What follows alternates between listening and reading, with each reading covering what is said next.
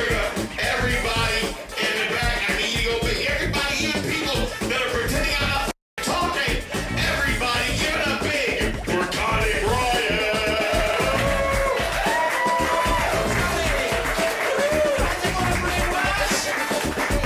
Great to be back at the Rush Cafe Comedy Night in San Francisco. I'm Connie Bryan, and I don't know about you guys, but I'm really getting concerned about the state of our country today, and I think we need to be, because we're not the United States of America anymore. We aren't. We're the you gotta be f***ing kidding me States of America with this batshit crazy reality show, KY Jelly TV, idiocracy that's hijacked our democracy in this country. We used to have must-see TV. Do you guys remember must-see TV? Now we got must-have a trailer and KY Jelly TV. You know, with this Republican measuring Donald Trump Duck Dynasty, Kardashian swamp pawn stars, Alabama antique picking, Ku Klux Klan has talent, Sarah Palin, hybrid of a 5150 fest. Because that's what we have now. We're not the 50 states of America anymore. We're the 5150 states of America.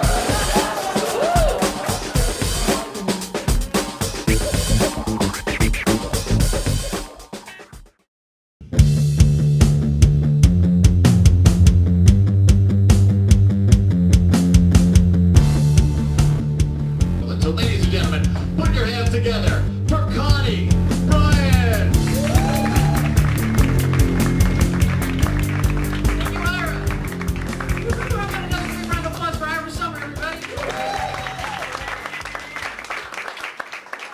You guys are a great audience. I'm Connie Bryan, and I'd like to start tonight with one of my newest parodies. Would you guys like to hear that?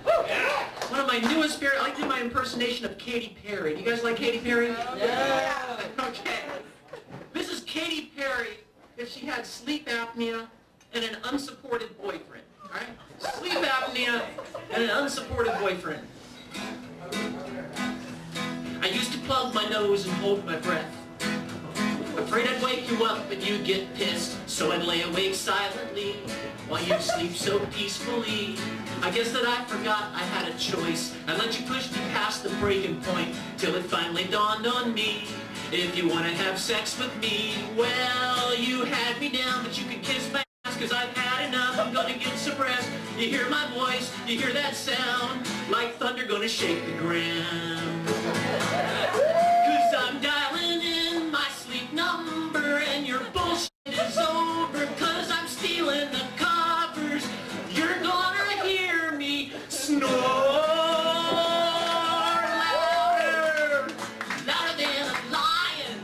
Sleep like a champion, and I better not hear no more bitchin'. If you ever wanted any action, you're gonna hear me f***ing snore.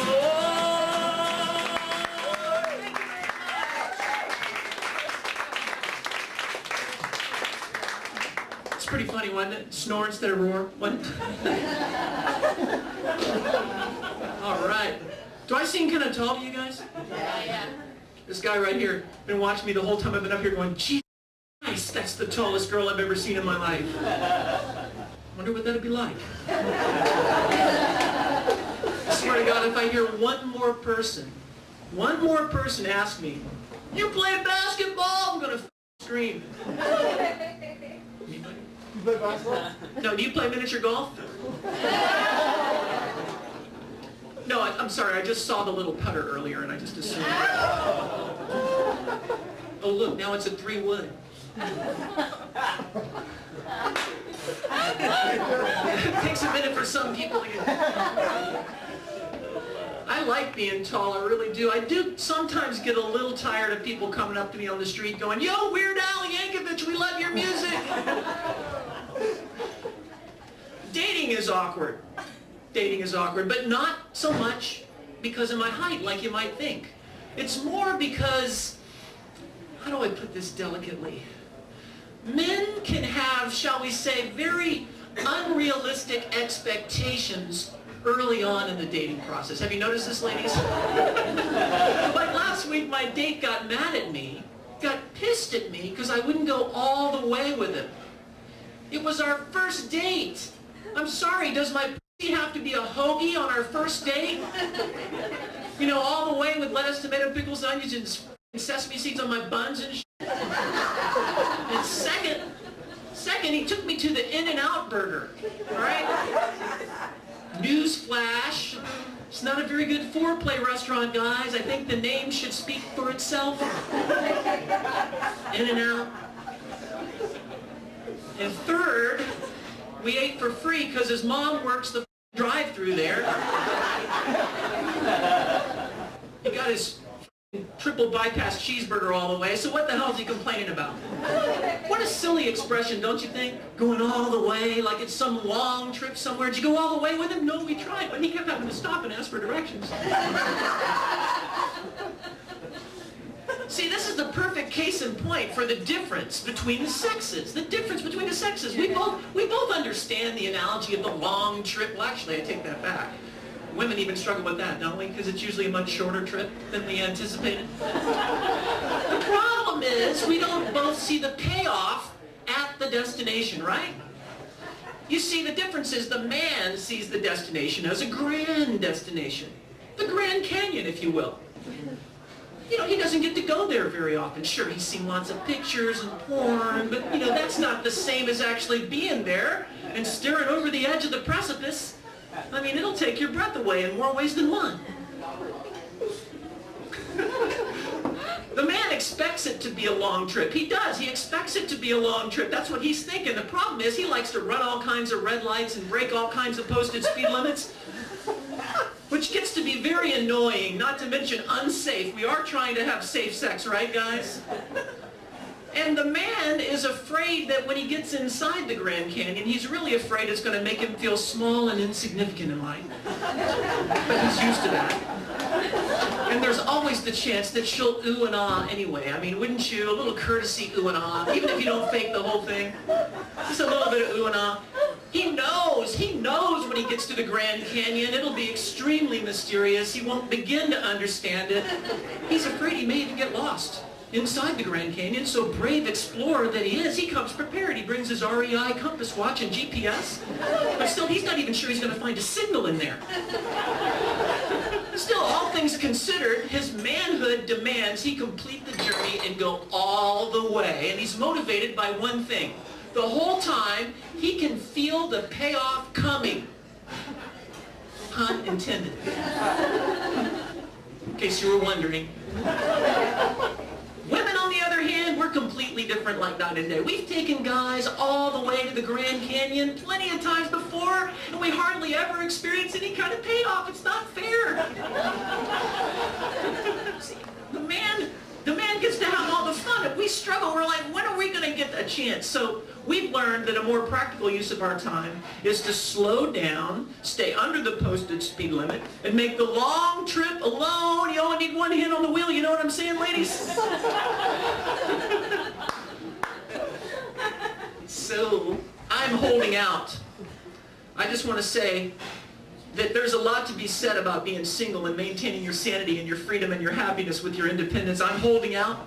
I still haven't managed to find the right guy, or even a guy who's just once in a blue moon ride. I'd settle for that. You know what I'd settle for? I'd settle for a guy who's just not a retarded Donald Trump fan, right?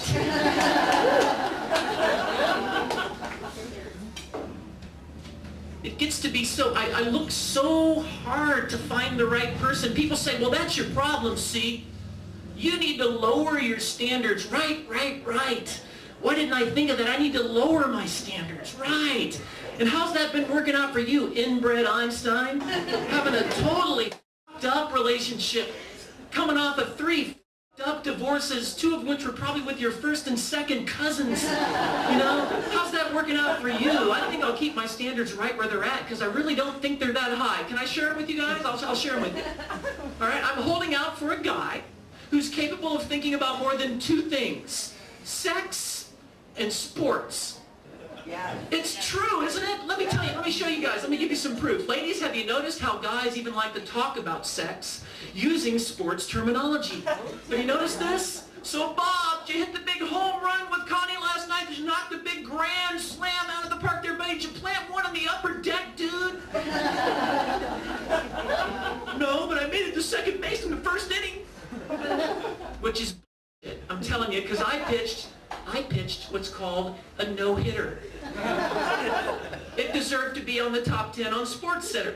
I deserved one of those Cy Young Awards because pitching a no-hitter is hard to do.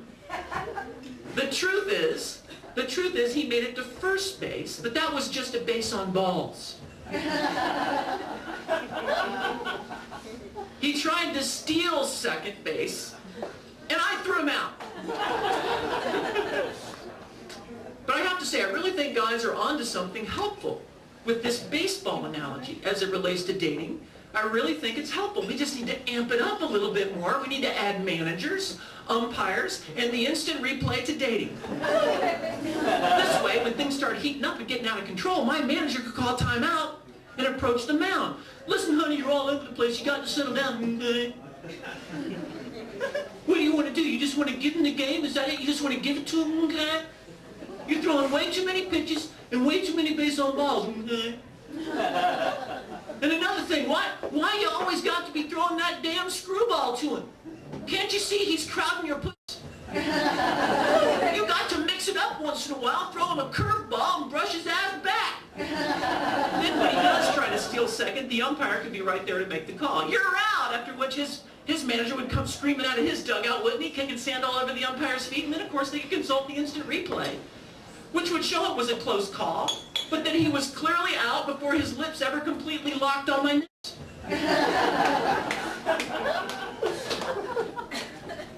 So I'm gonna leave you with one more of my parodies. Would you guys like to hear another song? All right, I'm gonna do my impersonation of Tom Petty.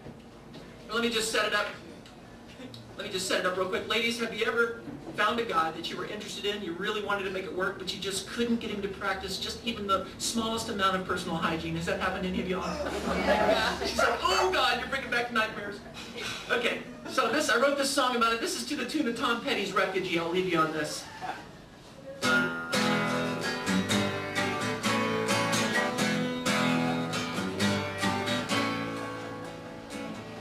You smell bad, we both know it, we don't talk too much about it. Ain't no big secret, all the same, I'm getting tired of trying to live around it. It don't really matter to me, baby, I just don't want to date some guy who has fleas. You know you don't have to live like a chimpanzee, you don't have to live like a chimpanzee. Thank you very much. I'm Connie Bryan. You guys are awesome. We'll see you next time. Keep it going for Connie Bryan.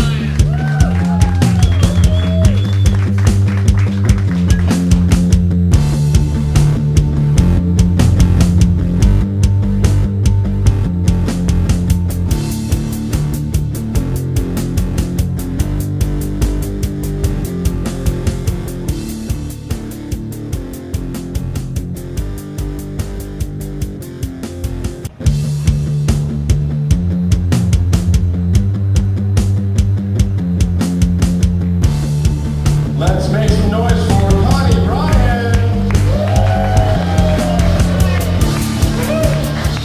Thank you. Thank you very much. I'm Connie Bryan. Can I get real with you guys up here in this bitch? All right? Do I have to be politically correct and say what's popular? Because there's some heavy shit that we need to talk about. We live in an age where we carry the world in our pocket, don't we? We think we're hot shit. We got an answer for everything. Google it. We got GPS devices coming out of our offices. But we've lost our moral compass in America for some time now. And I'm not talking about religious morals, don't get me wrong. It's got nothing to do with that. I'm talking about community morals, human values, the golden rule, citizenship. You ask a kid today what citizenship means, they look at you like you're an asshole, right? When I jack you with my knife and take your citizen watch, citizenship.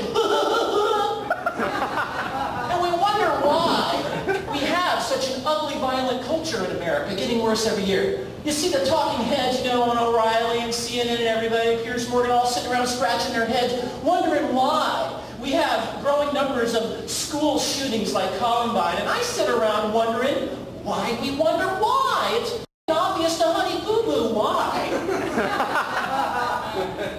Because we're not teaching morals and values to our kids in school anymore.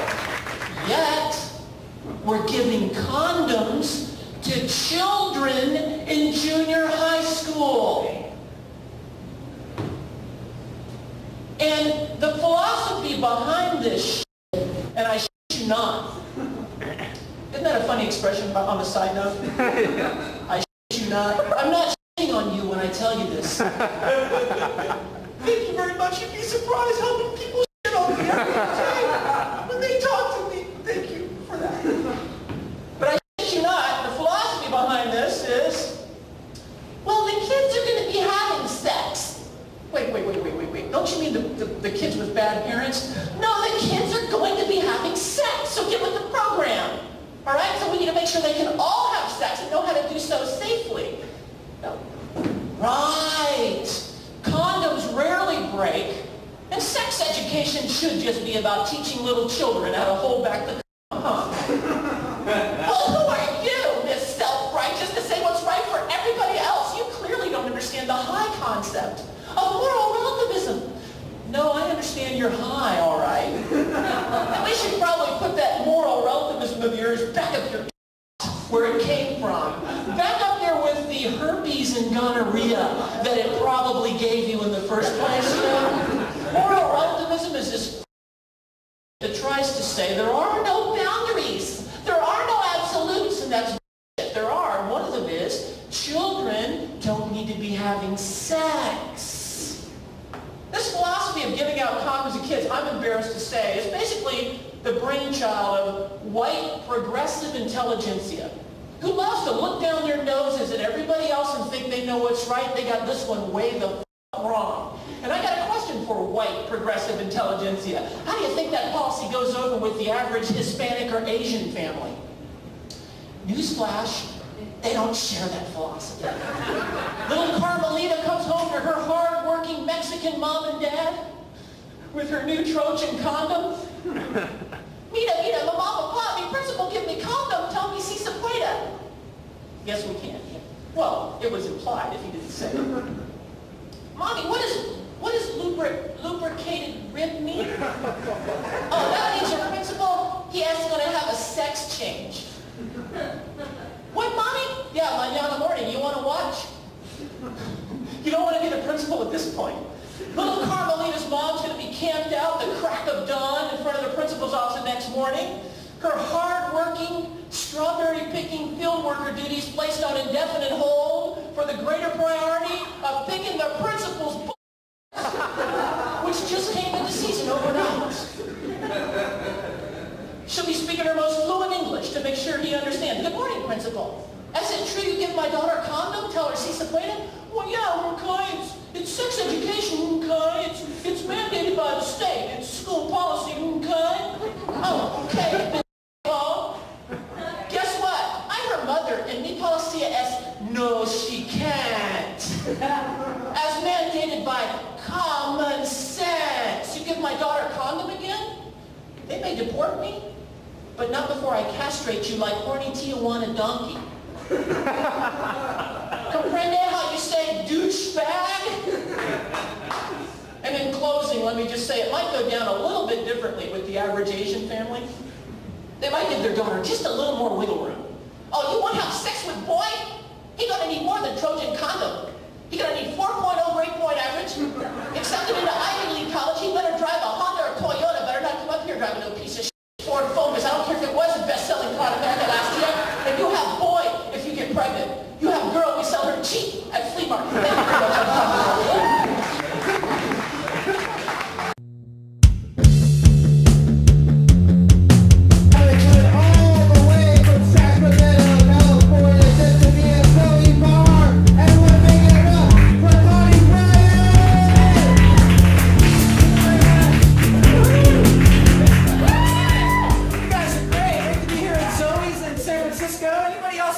religious family like me? Anybody else?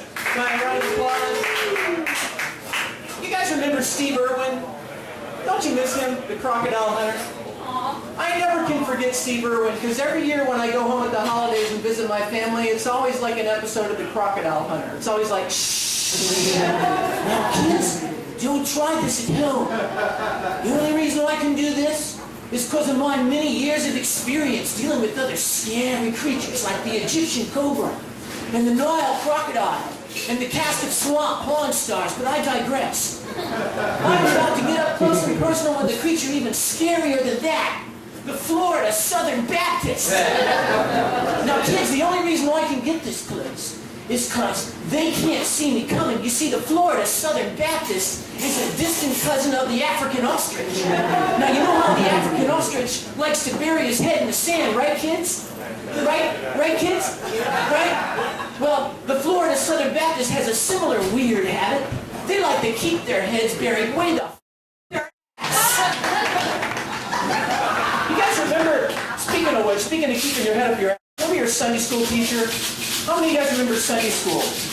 Do you guys remember Sunday school? Anybody else? Remember the 6 stories they used to teach us as kids in Sunday school? I think this had to be where Stephen King got his early inspiration for his novels. Can you imagine, by the way, what it must have been like for Stephen King and his kids? Can you imagine being a kid of Stephen King's at bedtime?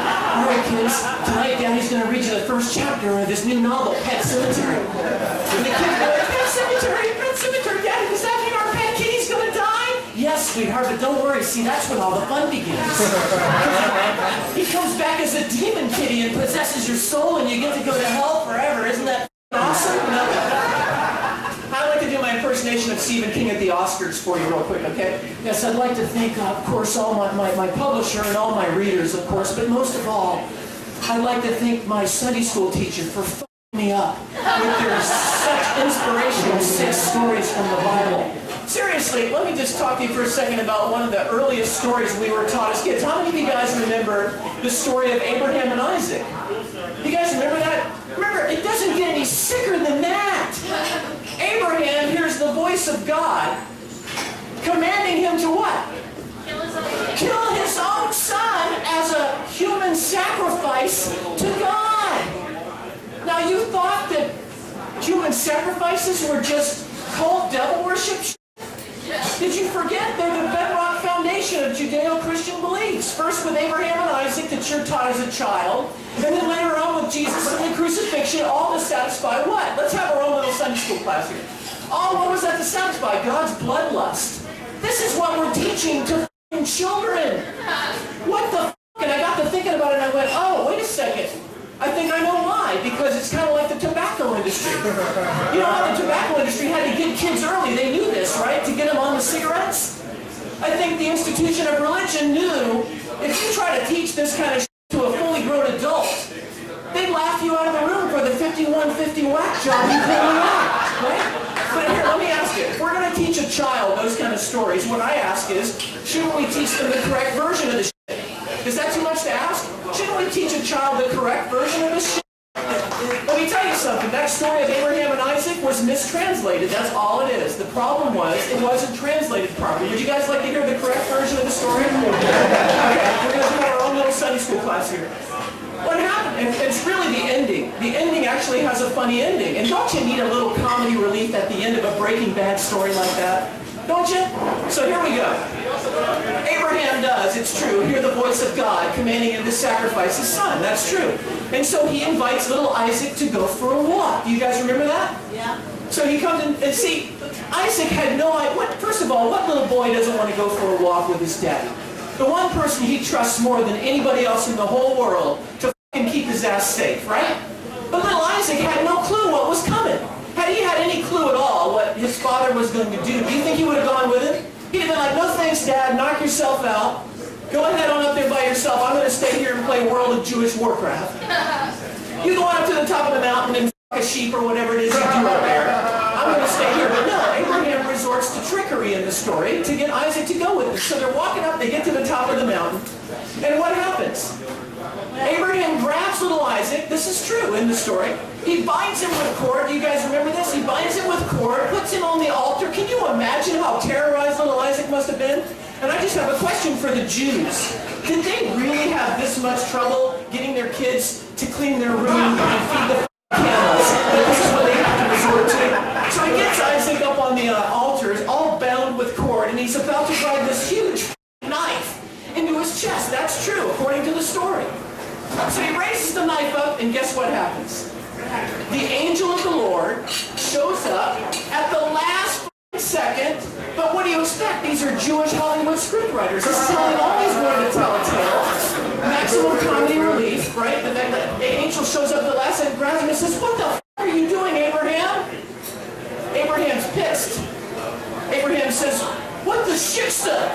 He says, "I distinctly heard the voice of God commanding me to sacrifice my son." And the angel said, "No, you didn't.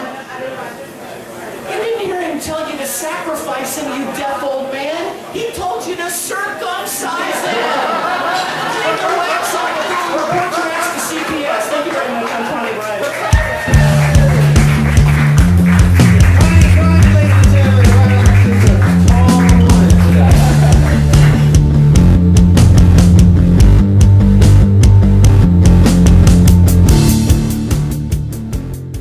Everybody give it up big for Connie Bryan.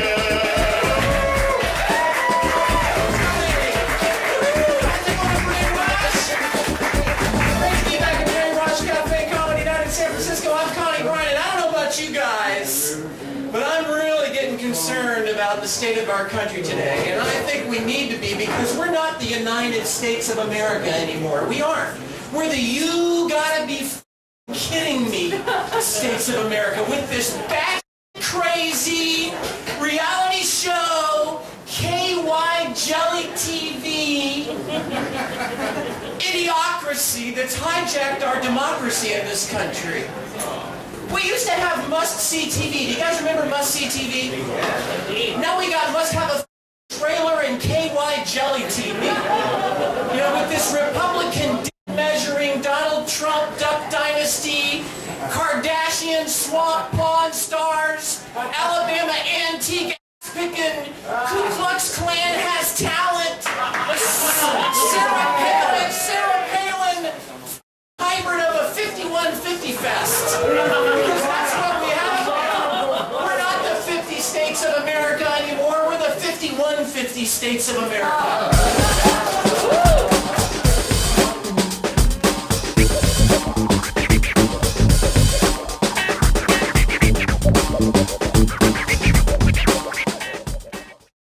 I still haven't managed to find the right guy, or even a guy who's just once in a blue moon right. I'd settle for that. You know what I'd settle for? I'd settle for a guy who's just not a retarded Donald Trump fan, right?